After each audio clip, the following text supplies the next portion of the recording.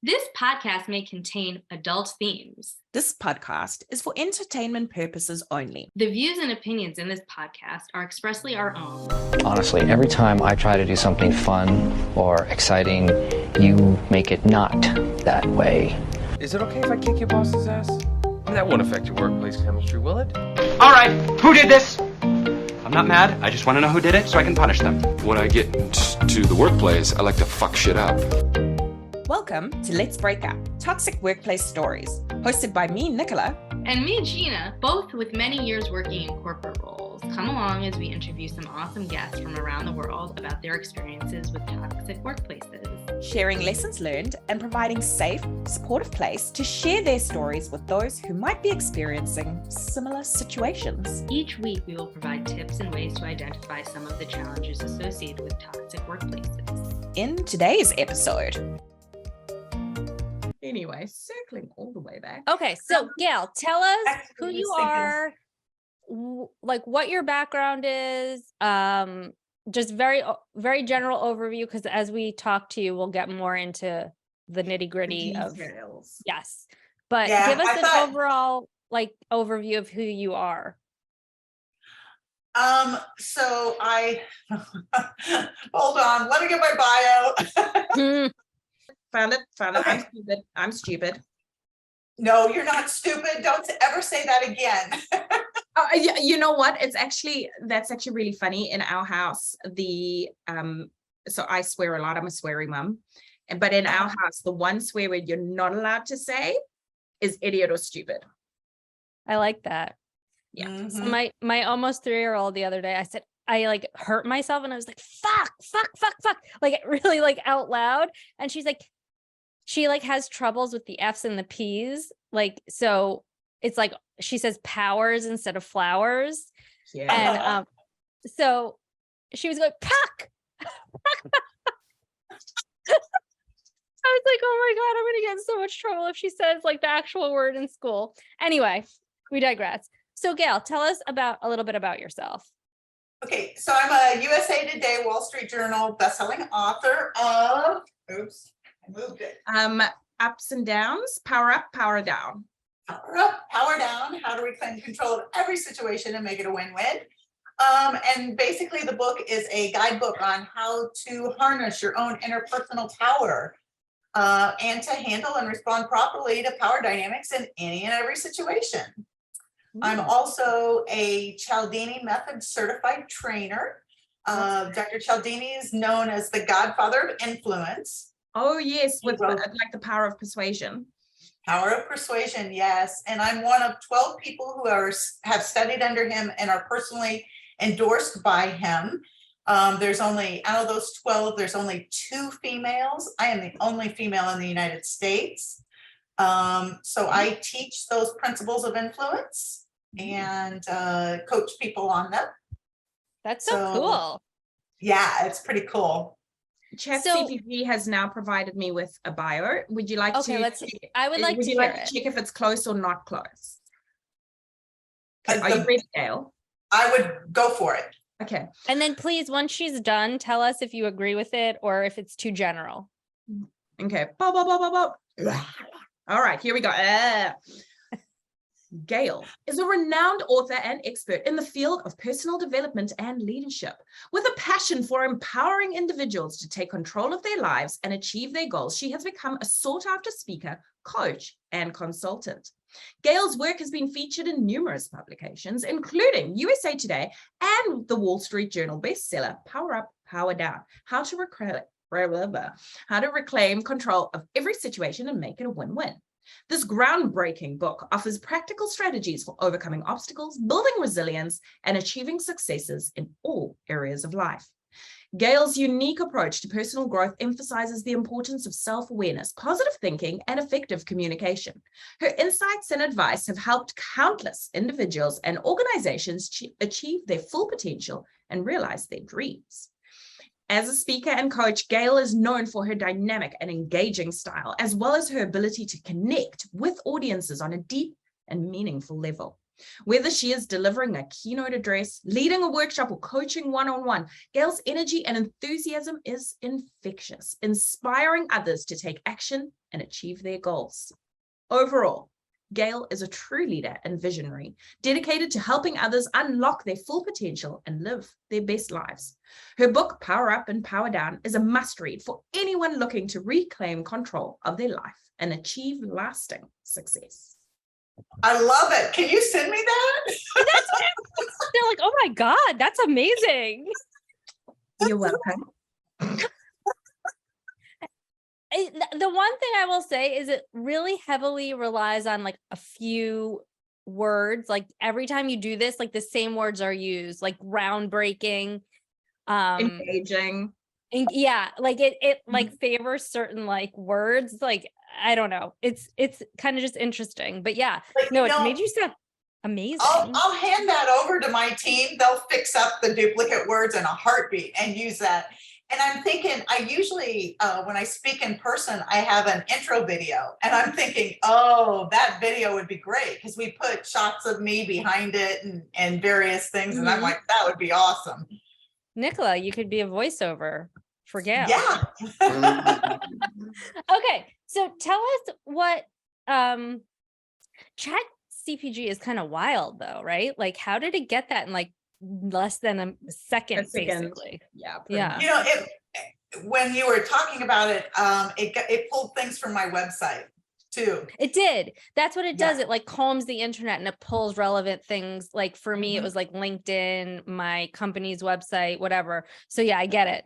But Yeah. anyways, okay. So Gail, tell us where you were when you decide, like what was going on in your life that you decided you wanted to, embark on the path that you're on now? Because I can imagine you weren't always doing this and you weren't always a best-selling author and, all that good stuff. Well, I have always struggled with power my entire life. I was the youngest of 4 children. 18 years older was my oldest brother.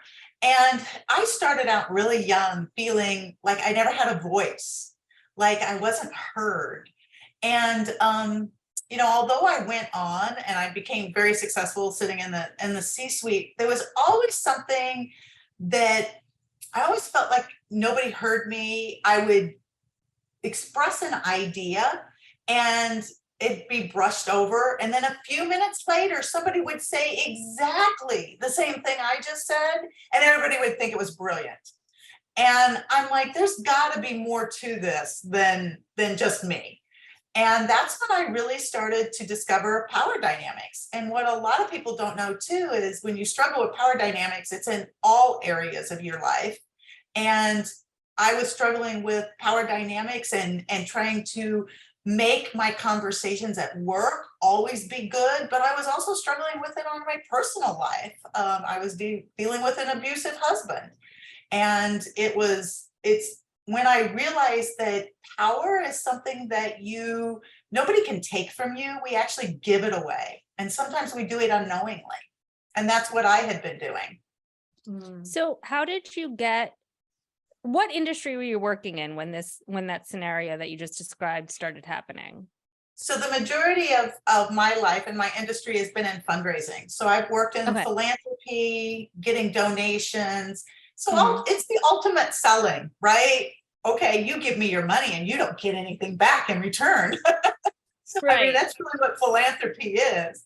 So, I was successful with it, but there was just some things I knew I was missing the mark on. And how did you know that? Did people tell you, or or you just had a gut feeling, or you could see it unfolding before you? I could see it unfolding before me. Like I said, I suggest an idea and somebody in the same meeting, they brush it off and somebody would say the same thing just 2 minutes later. And everybody thought it was just brilliant and everybody was going with it. And I'm like, I just said that. And then, so I was finding that I was being, kind of undervalued too, Okay. Yeah. And I wasn't able to bring my best self to the table. And I would leave frustrated because I knew I had more to offer and I wasn't being able to offer it. Okay, so what was the one thing that happened that really like pushed you over the edge to kind of go on the path that you have now been on? So I actually had it was when I had the epiphany that nobody takes our power, but we give it away. And it really, my fascination with it started in my professional career when I worked at a community foundation. And the boss was the executive director. He was part-time.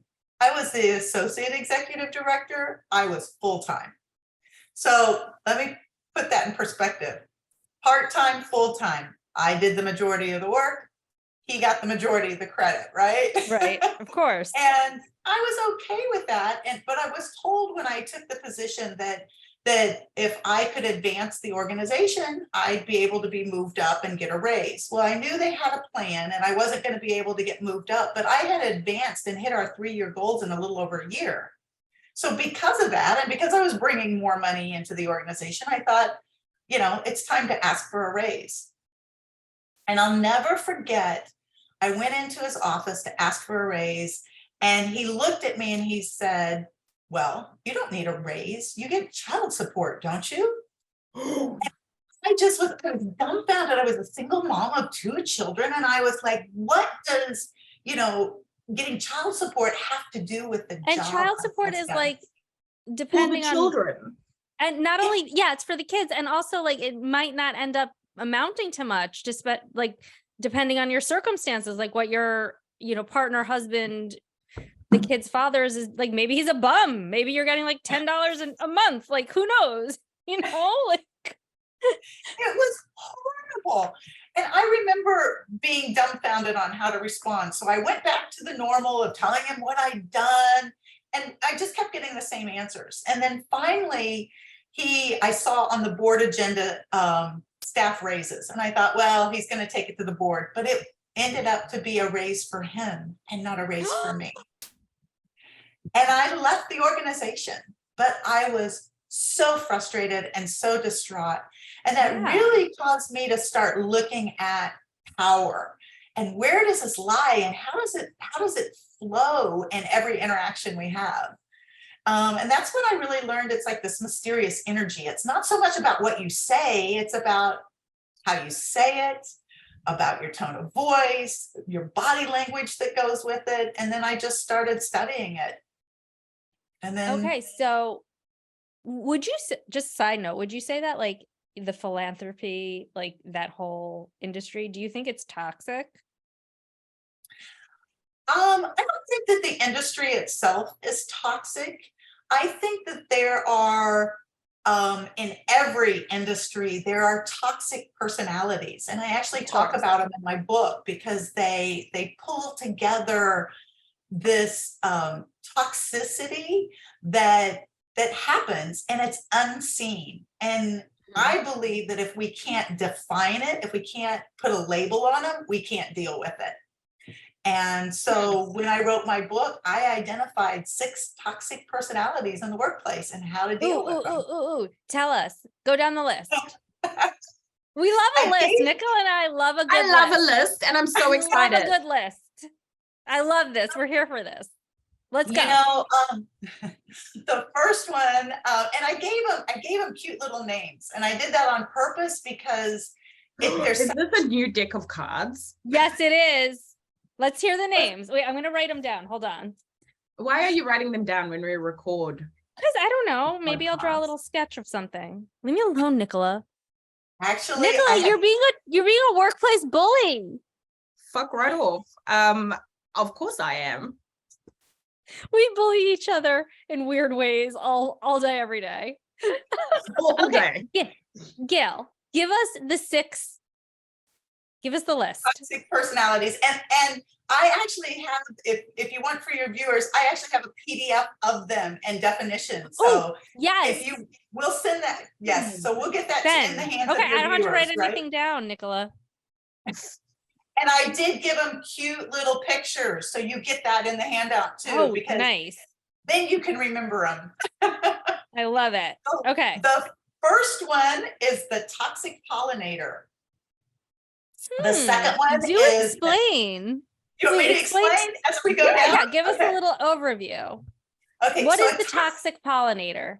So think about a toxic pollinator like a little bee with flowers. Okay. So a toxic pollinator is silent and you don't see them. They're hard to discover. But what you'll find is that they flutter around the office and have these little conversations with people.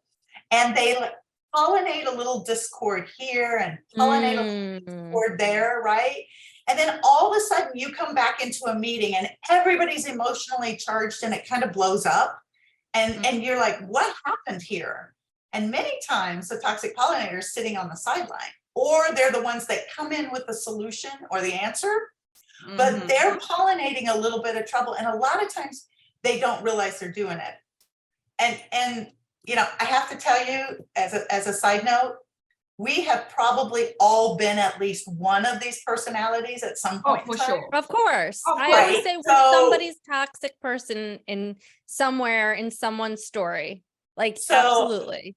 I always tell people, you know, don't label people and then pass them aside. But a toxic pollinator is just spreading pollen. I mean, think of a little bee fluttering around. I have a few in mind. Yeah. See, once you can start identifying them, you're going to see them everywhere. I see them when I saw one in the other day. I saw an I saw an insulter offloader at the grocery store yesterday. And Wait, you're we like, haven't gotten to those personality types. I but- know. So I'm going to tell you about it right now. Okay, tell us. An insulter offloader is somebody who delivers an insult. And as you're reeling from the emotion of the insult, they offload their work on you. Hence Wait, the what? insulter offloader. So what happened at the grocery store was I was watching this girl put together kind of an end cap display, right? Yeah. And she was, the reason I noticed her was because she seemed kind of pleased in the work she was doing, right? She kind of stepped back and looked at it and she'd get a little smile on her face and she'd continue to work a little bit more. And then one of the workers came up and said to her, well, I don't think that's what the manager wanted. And you just saw everything drain out of her face, right? And she's like, well, what am I doing wrong? And he's like, well, never mind, you don't have time to redo it. And oh, by the way, would you switch positions with me? I'm supposed to be stocking, but I want to do something up by customer service instead. And she goes, okay. And then it dawned on me that he traded her a position that was least favorable, probably a little bit more work, for one that was not quite so much work. And I saw him later on in the store kind of fluttering around the store, really doing nothing, right? Pretending to be busy. And that's an insulter offloader. They hit us at our very core. They give us an insult, and then they somehow offload the work of their work onto us. And because we're in this emotional state, we take on their work. Right. So Okay, that makes more sense. Once we understand what they are, we can start seeing them everywhere. Right. The third one is the negatron. Now, they're pretty easy to spot, and you're probably very familiar with the negatron, right? That's the person that is given the backhanded comments. They're the kind of rain on your parade all the time. They're the masters of deflection, right? So they're deflecting what's going on with them by making negative comments, telling you something's not going to work, or always having something negative to say. And sometimes they're inconspicuous backhanded compliments or comments, or what they'll do is did you just say that that's what I was? Oh my gosh. With your backhanded compliments. Do I do that? I was like, I probably do, and I don't even realize I'm doing it. Oh my God, I think we need to identify which one we are. Yeah, but we haven't heard all six, so comment right down. I'm ready. I'm so excited though. Okay. I think I have been, what was it? The pollinator? What was the name of it specifically? The toxic pollinator.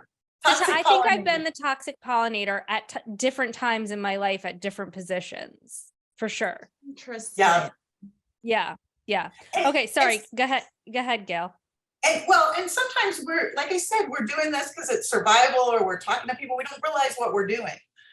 Right. Okay, so the next one is the snaker. So remember the Disney movie, The Jungle Book, with the Yeah. snake, right? That's like Mhm. wooing you in with the big eyes, right? Yeah. That's the snaker. Okay, so snakers are usually people who are really genuinely charming. They're very likable. They're a lot of times the life of the party. You love having them in meetings, right? Because they make the meetings seem more fun. They're usually funny, humorous, and we like being around them. But the problem with them is that there's an underlying wake with them that you may not be aware of. Okay, because although on the surface they're incredibly charming and pleasant, these kind of lighthearted jokers, they shower other people with compliments, but they will be the first that will rise up right and bite you when they need it. They're going to take every opportunity they can to steal your ideas. They're going to cut you off at the knees anytime they can. They're a master manipulator. They use their humor and their charm as a master to be able to manipulate, right, the situations, because they throw people off course because of their humor. It hides their fangs, basically. Okay. Right. And then a lot of times people go, oh no, not that person. They couldn't have possibly done that to you. They didn't throw you under the bus. So they can be really sneaky because other people don't always see them. I feel like that was the COO in the place we met. Yeah. They're extremely dangerous for people who tend to be people pleasers, right? Okay. Because I am not a people pleaser, though. I'm a people pleaser. I'm a recovering people pleaser. Because I think that we have to get a hold of that and hold onto our boundaries. But snakers were always they would get me every time, right? Because I would trust them. Yeah. Okay. So, Okay. Was that number 3 or 4? Let's see, we've done the toxic pollinator negatron, we did the insulter offloader, and we did the snaker. So how about the info hoarder? These people are pretty interesting. So the info hoarder uses information as their weapon of choice. So these people will give you information, but not all of it to be successful. So then a lot of times they'll withhold a piece of something you might need to know, or to actually do a full job or give a good report. And then what they'll do is a lot of times they'll come in, and because they have that piece of information, they come in with the answer or looking like they can solve the problem. And they are, again, all of these are things you don't really see at first, but once we start putting a label to them, you can start seeing them. My daughter called me last week and she goes, oh my gosh, I'm working with a bunch of info hoarders. They're not sharing the information so that we can all do our job. And I'm like, okay, you read my book. That's a good thing. I always like it when our kids read our books. But info hoarders are very interesting because they're going to hold that information. That's their weapon of choice. Okay. And then the last one, who I think is the silliest name there is the swoop and poop. And I love it. And I was the guilty swoop and poop so many times as a leader. And I had so many board members that would come in and be the swoop and poop. So this is the person that swoop and poop. Yep. Think of the bird coming in, right? Yeah. Just like fly by, poop and leave. Yeah. Leaving. That's exactly it. That's exactly what they do. So these people don't come in very often, but when they do, they come in, they create havoc about something that probably isn't a big deal in the first place. They get everybody in an emotional uproar, and then they leave just as fast. Okay. And then you have a team or the whole department's like reeling, like what's going on. I had a board member do this once. He was a board chair, and he came in and he made a big deal about the page numbers on the board report being recto verso. Well, I had a team. Yeah, that I see the looks on your face. What in the world's recto verso? Nobody in the office knew what recto verso was either. basically what it means in a nutshell. And then he made us all feel ignorant because we didn't know what it was, but he made this big ordeal about it. I mean, I had a team member that was just as solid could be, and she was in tears by the time he left. But basically what it is it means you have a page number on every page, even if the page is blank. Yeah. Okay. Yeah. Okay. So Has what's the problem with that? Well, the problem was she had done where she was piecing together reports, and she hadn't then went back through and put page numbers on every one, because she'd have the finance report and then she'd have some other report from somebody else, and she was putting it together in the board packet. And he was saying, no, it had to be recto verso, meaning there had to be a page number consistent all the way through the thing. Not anything that's going to mess up or impact the board report or the information. Basically, it had nothing to do with anything. But yeah, that's like very amazing. Yeah. But he had made such a big deal about it that the entire team spent the entire afternoon. He came in like at 11 o'clock. We got absolutely nothing done the rest of the day. I was calming the team down. So we have to be careful. And sometimes leaders are really, really bad at being the swoop and poop, right? They come in, they swoop in, they say, oh, this, and this, and then they're gone just the same. And they kind of leave everybody in an uproar. So that was every day where we met. I feel like that was the CEO, not the COO. The COO. No, that was the CEO. That was the CEO would come in and be like, oh no, I want to do this and it has to launch in a week. And I'm like, wait, what? In a week? Like, what the fuck? Like, okay, I just won't ever sleep again. Cool. Yeah. Cool. I know. And then like you'd go through all of the process to get them everything on time. And then at the last minute, they'd be like, oh no, I don't want that anymore. Yeah. Yep. That's a swoop and poop. Okay. Yep. They're getting their power by creating this havoc with everybody else. Yeah. Or they just don't, or half the time she wouldn't even remember what she said. Oh no. I feel like that's why I said we had to like just wait it out for a minute, like take a beat and then get on our real work. So how did you deal with her? Okay, so for me, Gina had a different approach, right? So for me, because I was very close to the CEO, or I thought I was, nobody was. I think that's her charismatic charm. I bet you the COO isn't even as close as she pretends to be. Do you know what I mean? For sure. Anyway, so the way I dealt with it is I tracked kind of the upswings and the downswings, and I knew kind of when the upswings were coming or when this like intensity was going to come, and then I would make sure that my kind of decks were clean so that I could just hop to attention and drop everything that I was doing. Sometimes it didn't work as well as I had planned, but usually I would like front load with, you know, I'm prepared to take on whatever you're dropping today, so let's go. Yeah, I just would be like, no, it's impossible, we can't do it. And she didn't like that approach. She was definitely someone who liked to be pleased all the time. And I would just be like, that's absolutely impossible. I can't do any of that. Like, that's just not how this works. So yeah. I always tell people to do two things. Well, actually three things with a swoop and poop, right? That remind them that they can't always, you know, get back what happened, but that they can choose to respond next time instead of react. And then the second one, which you had mentioned, prepare for it to happen. Be aware it's going to happen. And the third thing is, you know, realize that it's not going to happen very often. These people use the premise of scarcity to get their power. If they did it every day, it's not going to have the same effect. So by only coming in every once in a while. So, but like reflecting on these, so is that all 6 of them? Did we just kind of? That's all 6. Yeah. That's all okay. 6. I feel, Gina, like I feel like you're none of those.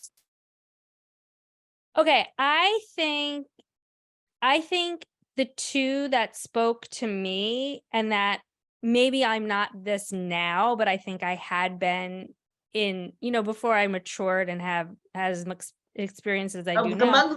Had mixed bags of feelings. Yes. So I think I was probably the toxic pollinator. Okay. And I think the info hoarder, but I don't think I hoarded info. I think that's just the way I am. I'm like, they don't need, like, this person is only doing this thing. They don't really need that information. So I'm probably lazy under the guise of efficiency. So I'm not going to go in to explain all of this. Like, I don't think it's a malicious thing that I do. I just am like, it's more efficient for me just to tell you what you need to know to get your job done. So I don't know if that's actually being an info hoarder or I don't know. Well, and I think that we have to realize that, you know, these are things that help us become better. I mean, what I love about these toxic personalities is that I can think about now as I'm dealing with people, oh, I want to make sure I'm giving them everything they need. So the simple question at the end for an info hoarder is, as you know, do you have the information you need to get everything done you need to get done? And just simply asking those questions to make sure you don't fall into one of these toxic personalities. And the thing is, we're all going to mess up, but the idea is when we can put a name on them, then we can actually deal with other people with those, or we can make sure that we're not those. Because there's tactics to deal with all of them. Who do you think you have been though, Nicola? That's what I'm like thinking. I'm like, I kind of look at it. I've never been an info hoarder. I can't be an info hoarder. I've got information that I've got to share with everyone. That's been my job my whole life. In fact, I think you've given, like, when we've worked together in the past, like, you probably gave me more information that I needed, and I like tuned out at some point. I was just like, it's equal opportunity information. I think you could have been a toxic pollinator. I feel like I could have had toxic pollination moments, but I feel like the rest of them don't really, unless I'm just completely oblivious to my toxicity, but I don't feel like the rest of them really resonate with the way that I lead people. Well, so I will say, yeah, you might not have led your team like this, but sometimes you and I would have interactions at the place that we met, and you would insult my team and then offload work just to my team, though. I don't think you were like that across the board. I just don't think you liked my team, period. Touche. Right? Because she'd be like, we need XYZ and I need it now. And I'm like, okay, to now might not happen. And she'd be like, well, your designers should know this. And I'd be like, I don't know why they don't know it. I've only been here for like 3 weeks. Let me see how quickly I've been here for like 2 minutes. Yeah, I'm like, let me just see how quickly I can get this to you. But I think that was just more out of frustration. Yeah, I think because, you know, realistically, we had struggles with that team for a really long time, and we needed stuff. They were information hoarders, right? They didn't want to share any of their work, and we needed it to be able to do our work, which was challenging. So there was frustration long before you came along. Yeah, so I just kind of walked into this situation where I was now looked at like the bridge between everyone, like my team, who I guess had been notorious. I think they weren't information hoarders. I think they just didn't know what the hell they were doing. Yeah. Okay. But then that creates toxicity in itself. You have that, and it just breeds more toxicity, right? It's like this big snowball effect, and then nobody gets anything done and nobody's happy. And that's exactly what this company that Nicola and I met at was like. It was just like such a mess. Like anytime I really stop to think about it, like my mind gets like fuzzy because there was so much mess, and there is so much mess. And I'm just like, how did I even last in that environment for the 4 months that I did? Like, I can't. How did I last for the 4 years that I did? You drank the Kool-Aid there. Yeah. Yeah. You drank the Kool-Aid. Okay, so anyway, Gail, back to you.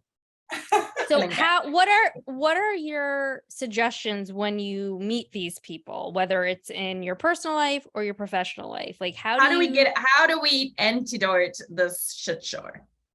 All right, that's what I love. So we already talked about how to antidote a little bit of the swoop and poop. Right. But I just can't with the name. I know. So good. I love it. That was my favorite. I will never forget it.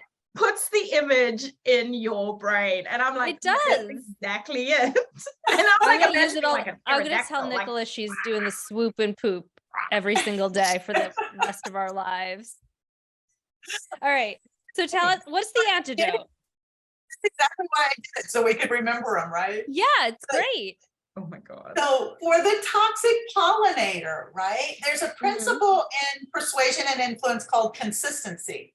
And that consistency principle basically says that we want to remain consistent with things we've previously taken a stand on, right? It creates interpersonal pressure to do something different than what we've taken a stand on. So we sometimes call people who aren't this way like wishy-washy, right? Yeah. They don't know what they want. But we all have it inside of us. It's a natural tendency. So with the toxic pollinator, the best way to deal with them is to remind them of positive things they've said, because they've probably said positive things in meetings, but to remind those and bring those back to the forefront. The interesting thing about us is that we can slip into bad patterns because we think people should know the obvious, right? But people don't. We're busy in our lives. We don't see the obvious that's in front of us. So what we want to do with them is to bring up all the great things they've had to say about the company or that they've had to say in meetings back to their conscious level, and then kick in this consistency principle. Okay, can you give us an actual example of how you might have used this? Because I think it's a heady concept, but I think if we make it anecdotal, myself, and I'm sure Nicola and our listeners might remember it better. Absolutely. So the one that comes to mind is Charlie, right? Charlie would be in the meetings and he'd go around then after the meetings. And it was hard for me. I was a consultant when I discovered Charlie. It was hard to find him, right? Because he'd have meetings with people and he'd like pollinate rumors and kind of half truths. So I would watch to see him having these meetings and how people were when they came out of the meetings. And he wasn't a bad guy, okay? He was just pretty negative. So what I did was when we were in meetings, I would bring up things that he had said. So when we would get together in a meeting, I'd say, remember, Charlie, you said how great it was that the whole team works together, or how awesome it was, because in the meetings, he would be positive. And what I would do is bring that to his conscious level and the conscious level of everybody in the team, not in a confronting way, because my book is all about to avoid the power struggles, because here's what happens, right? We get pushed, we push back. And then you end up in this power struggle and nothing gets accomplished. So you want to be able to do these with him. You would power up and start reminding him of all the great things he had said, and doing that in a public setting. And it eventually diminished. It took about 2 weeks, but the pollination stopped. You want to power up with him, right? So you power up with a toxic pollinator. With a snaker, on the other hand, right? A snaker, you don't power up with a snaker. Because if you do, you're going to get bit. So you power down with a snaker. Okay, what does that actually mean? So let me explain power up, power down. That'll help you. So when we talk about power up, power down, it's about using that space between a stimulus and a response. So when we power up, it's changing our stance.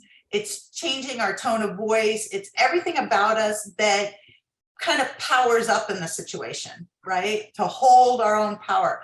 Powering down, on the other hand, doesn't mean you're giving power away. What it means is you're changing your stance to make people feel more comfortable, to put them at ease so you don't get into this power struggle. A snaker is already pushing, so if you push back, you're going to get a power struggle, and it's not going to come out nicely for you with a snaker because they jump up and bite you. So with a snaker, you just keep a watchful eye on these people. And then what you do is you make sure that you protect your material. Does that make sense? Yes. So you want to make sure that you're not trusting them with vital information and not confronting them head on. So you want to protect your work, your ideas. You never, ever want to share frustration at work with a snaker. They will use Well, it. I've done that before by accident. Yep. Like I was so Oh my God, frustrated. this is and it would, totally like, bubble. that COO. I would get so frustrated in my position, Gail, that, and she and I would be talking about something work-wise, and then I would like just accidentally say something, like my frustration would boil over. And what I realized what she was doing, she was like, she would never say anything to implicate herself, right? But she would take that information and run right back to my direct manager and tell on me. Which is I realized that after the fact. I was like, I was so like, I don't know if it was just that I was so frustrated, or was I so dumb to have trusted her? Like, what was, like, I don't know. Well, they seem charming at first, so don't be too hard on yourself, right? So you're naturally going to gravitate towards these people because they're charming. You know, remember that snake, right? Their eyes are like, "Ooh, I'm gonna woo you in." That's what we're talking about. So as long as you're mindful about how much information you share with them and who you share it with, the other thing with a snaker is make sure and keep your emotions intact and in check. They are wonderful at reading and exploiting emotions and body language, and they will call you out in a meeting. Yeah, So they'll throw you under the bus. They'll be the first ones to throw you under the bus. And that is Yep. Miss Lots of Teeth from my team. Yep.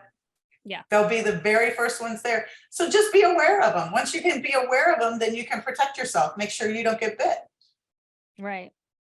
All right. What's next? The insulter offloader. Remember, they're the ones that insult you and you're kind of rolling in the insult, doubting your self-confidence, your worth, right? So the best thing you can do with them is to hold your boundaries. First of all, don't let your emotions get in play, but then hold your boundaries. Don't let them throw work over no matter what. There's no reason why you should be taking on work. And you can do that very nicely, right? And be able to say, hey, thanks, but that's not that's not where I was assigned today. That would be so easy for the girl in the grocery store to say, hey, that's not where the boss assigned me today. Sorry, I can't do that for you. But I see this all the time. The negatron is basically don't take their negative comments personally. If you Love don't that one, right, Nicola? internalize their negative comments, they lose all of their power.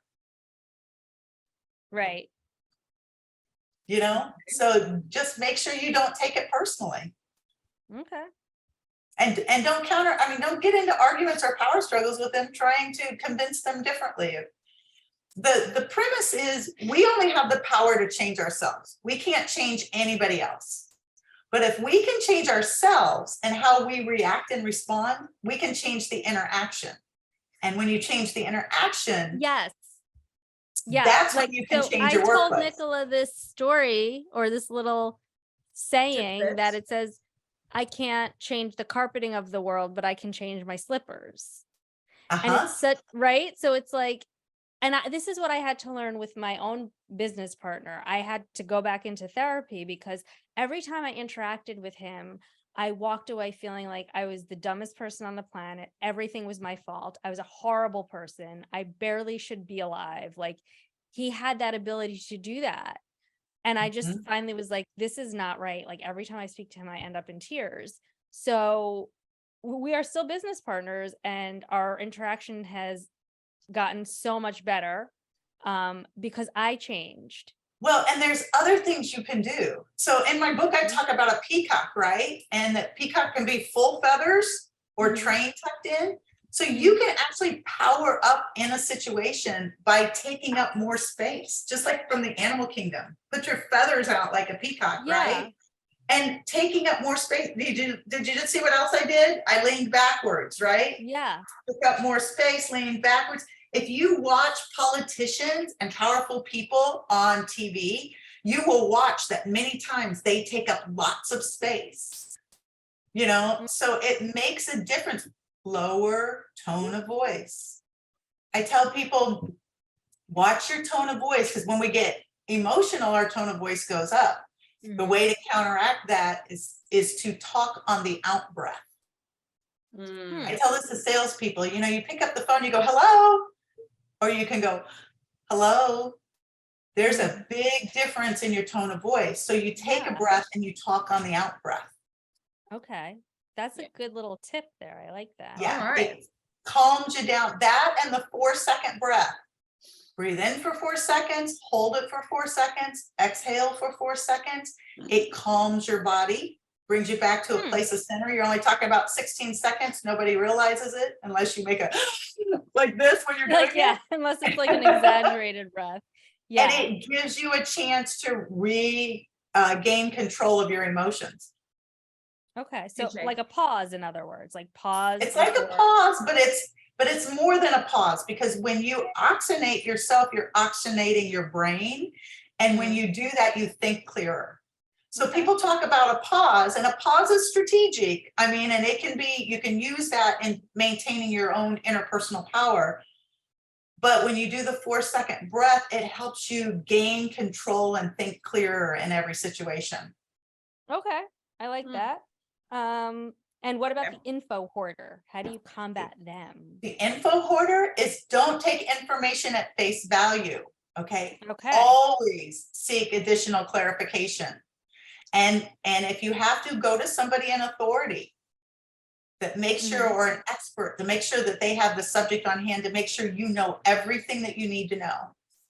Once you realize these, you'll like an info hoarder, that'll only happen to you once before you realize it's going on, and then you'll start doing it. Once you have the names, it really helps. Yeah, it does. Because it makes it easier to identify them completely. Okay, who was our last one? Do we have any other ones in there? No, we had, well, the Negatron. Yeah, don't take their negative comments personally. Swoop and poop. Did we actually talk about that? Or yes, we did. We came up with planning and delivery so that you are prepared for the pooping. Yep. Oh, right. The swooping and the pooping. The swooping and the pooping. And they use scarcity, so you won't see them very often. Which is helpful, probably the best one. Yeah, please go. Please leave. We have enough poop. It's not micromanaging, here. It's just pooping. You know, and once you know that that's what they're going to do when they come in, you can be prepared for it. I love that. These have been so what's the word I'm looking for? Insightful. They've been so insightful, because I think we've all had a workplace where we can identify these humans, right? Yeah, so many. And I think it's really kind of categorized them well into kind of something that's a little bit more palatable for people to kind of go, okay, I'm dealing with pooper scooper. Or I'm dealing with a negatron, and I don't have to give away my energy trying to change it. I can keep my energy on dealing with myself, because I can really only change myself. I was going to say, sometimes in conflict and situations, you will see different personalities come out in different ways, right? So I had a problem with the car dealership, and I saw the same person, you know, try to be a swoop and poop, and try to be a negatron, and then be an info hoarder, in smaller increments, of course. But that's what's so great about being able to have the tools, the power tools, to deal with them, because you can always interact with them and change the way you interact. Tell us how you came up with these. Like, were you? Go ahead, Nicola. What was the process behind, like, how did you, like, what had you seen that kind of led you down this kind of path of toxic doom? Well, you can't talk about interpersonal power, right? And how to hold your interpersonal power without talking about how to deal with toxic personalities. And I might add, I know this is a workplace show, but I might add, you probably have some of these personalities in your family. Oh, you know, poor bloody. So, I mean, you encounter them everywhere. And what I did is, I wanted to actually, because you can't deal with something you can't name and identify. And when I started sitting back and watching, and I would collect situations of teams. So I work a lot with teams and creating a good working environment for teams. And as I was determining what some of the problems they were having, some of these were just bubbling to the surface. And that's when I started to say, okay, we're gonna not make it so heavy. We're going to give cute little names and then be able to remember them and then deal with them from there. It really was just observation from my own experience and then my clients that I worked with.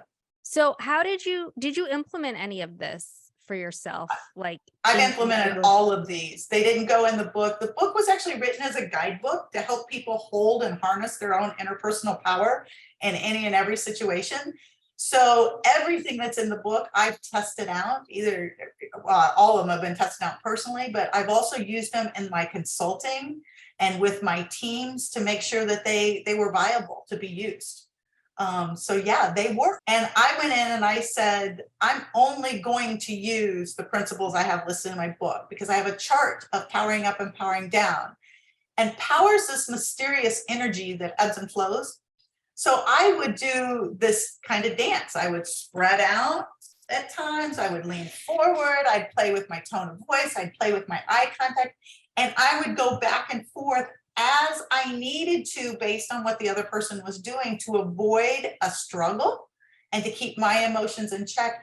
And I have to tell you, not only did they solve the problem, I had the manager call me the next day and say, hey, I hear we really dropped the ball with you, but my team said you were great to deal with. And I'm laughing because I'm like, all I did was use these techniques. and I wanted to make them so that people could actually implement them in 5 minutes. That makes sense though. And that's something I appreciate about how the kind of the simplicity of it. Before we wrap up, can you tell us what are you doing now besides writing cool books that have cool characters in them, like the Swoop and Poop? I consult and I coach and train. So everything I do isn't research based. So I help get people from 0 to 60 to make sure that they're all the soft skills are where they need to be, which is where it usually hangs up most people from getting what they want, their dreams, and getting that accomplished. So when I do personal coaching, I focus a lot on that, on influence and being empowered. I train on diversity, equity, inclusion, generations in the workplace, customer service, sales, power dynamics, teamwork. So I do that. And then of course, a lot of times I speak on the book. I feel like this has kind of set a foundation for us for other episodes as well. Yeah, like we could be like, oh, that's a Swoop and Poop. That's a Negatron. Yeah. And that's a Negatron. I feel like this has kind of set up like a whole new conversation. We may have to get you back. I'd love to come back. And is it okay for me to offer a way for your viewers to get a digital access to the book so they can read it in depth? We'll give them the PDF, but yeah. Why the hell not? No, we want to tell everyone where you can be found. So tell us where you can be found. Well, I can be found GailRudolph.com or on Facebook, Gail Rudolph author. So you can just Google my name, I come up. But what I want to be able to do is I am doing a special, and I want to make sure that you have access to it for $1. My book's normally sold for $18, but for $1, you can get immediate digital access to the book. And then also you get a video training on how to be liked by everybody. So we're going to talk about how to produce dopamine in people's brains when you first meet them so that they like and remember you. As a people, and then we're going to do a 3-day challenge to talk about making sure that your body's not calling your mouth a liar with the words coming out, right? That you're not giving. That's me. That's me. I do not have a poker face. Like my mom don't have a poker face either.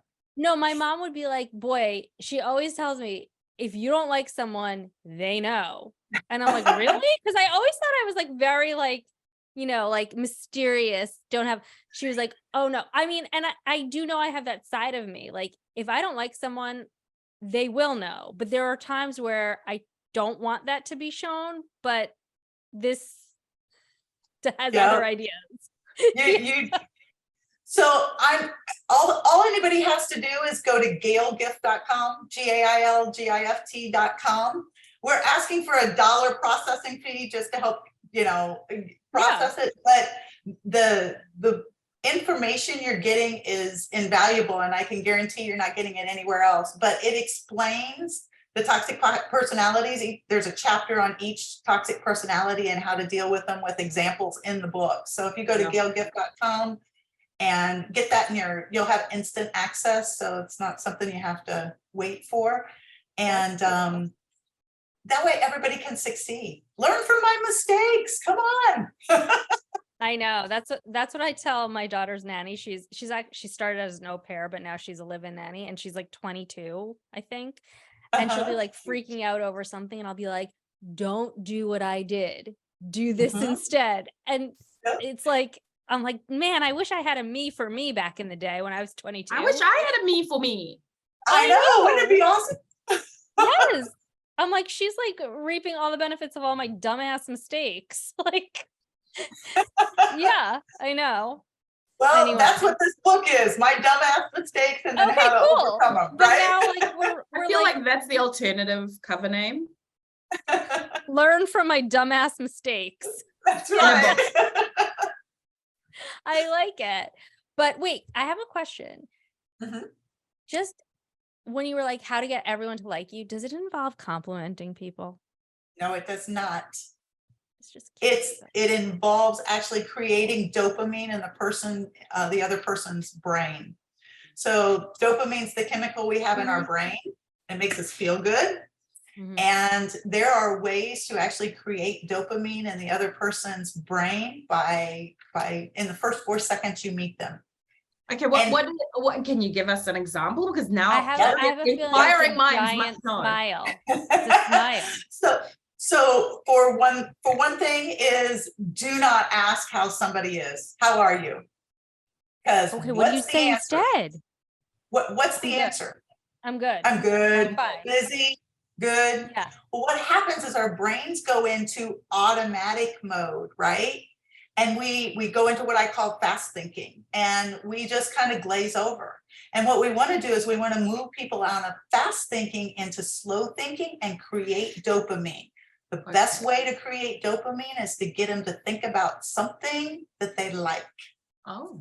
So, I gave you something nice about your day today. Well, kind of, but I would go a little bit deeper. Do you have anything exciting that you're doing over the weekend? And then I give a couple more on the video training. So I don't want to give that completely away. No, but how can you translate that into can you oh my God, am I just so toxic in my brain that you're like, tell me something exciting you're doing this weekend, and I'm like, fucking sleeping. Bitch, please, I'm sleeping all weekend. No, but what happens is the person you ask, it's not their answer. It's important to them. It's the process of what they're thinking about. Right. So Dr. John Medina, who is a psychologist, a developmental psychologist, I believe this is Medina. What?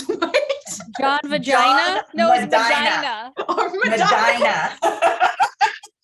Medina, vagina, whatever. Same. Right. Yeah. But he actually talked about that when you create dopamine in somebody's brain, if you can create dopamine in their brain, they actually put a little Post-it note right there, and they remember that they like you and they remember you. So if you're trying to sell a business or you're trying to get somebody to do business with you, you want to create dopamine because it's like little Post-it note right there that you're likable and they're going to remember you. So I have a question. So for instance, my business is mainly over emails. It's very rare that a client calls me anymore. Like maybe back in the early days, they would. Like nobody's using their phone. You're lucky to get like an email response. You're lucky to get a text message. How can you create dopamine via texts or emails? By the way, so what you're trying to do is, well, you may not be able to create as much dopamine, but you can create different feelings in a text. So there are different words you can use to create friendliness and warmthness. Like just, hi friend, can't wait for us to get together, and brainstorm. I'm so looking forward to hearing your ideas on things. So you can create this warmth in the email so that people respond. That's interesting because I have a list of competent words and friendly words, because I did a white paper not too long ago that said that women in the workplace are either viewed as being competent or they're viewed as being friendly, but very rarely are they viewed as both.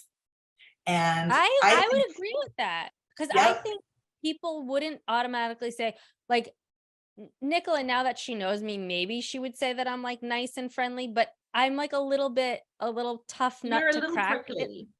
I can be, but it's not because I'm not friendly. It's just I'm more of the type of person that likes to Just cut to the observe. meat and potatoes. I like Right. to So- observe and then figure out where I'm gonna like warm up to, like figure out who my people is, where it's warm.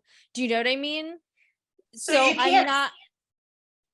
Yeah, go ahead. You can't see it, but behind me, I have a list of warm words and competent words. And Mhm. I will pick which ones I want to choose in emails. If I want to be more friendly, I will use words like, hi friend, let's connect, cheers, I'm open, together, excited, collaborate, happy to be here, best, those Okay. types of things. If I want to be more competent, I do things like productive, let's brainstorm, effective, get ready, we'll power through. That's one of my favorite ones. We'll power through. Okay. Efficient, lead, knowledge, streamlined. Those are words that are more competent. Okay. And I have to say, one of my biggest pet peeves now is our schedules, right? We're going to get together and have a meeting. Oh my gosh, it is probably the biggest opportunity to create and prepare people for the meeting ahead. It's called persuasion. Dr. Cialdini talks about it. But instead of saying we're going to have a one-on-one meeting, how about we're going to have a brainstorming meeting, or we're going to have a collaboration meeting? As Gail pointed out. And go claim the book and the information for $1. Yes. GailGift.com. You can't beat it. No, you can't. That's a great deal. So I'm very excited. And maybe people who actually do go get the Gail gift. Tell us about Tell us about it. Call our number. Tell Yes. us what you Call thought our about number, it. like, where the fuck are you calling? Didn't you have a number that you put on? Okay.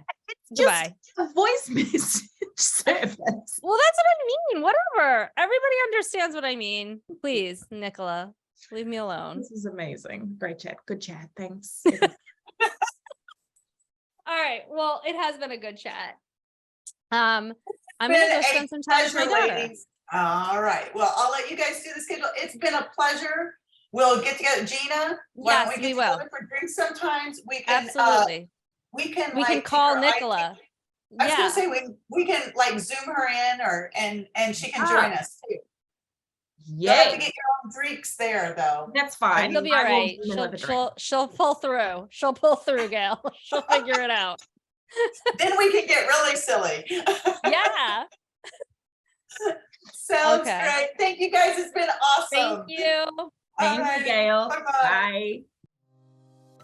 Thank you for joining us today. If you would like to share your story, we would love to hear from you. Also, leaving a review helps us create more content because it shows us there's an interest in this topic.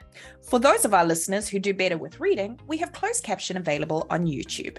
See you next week, same time and same place.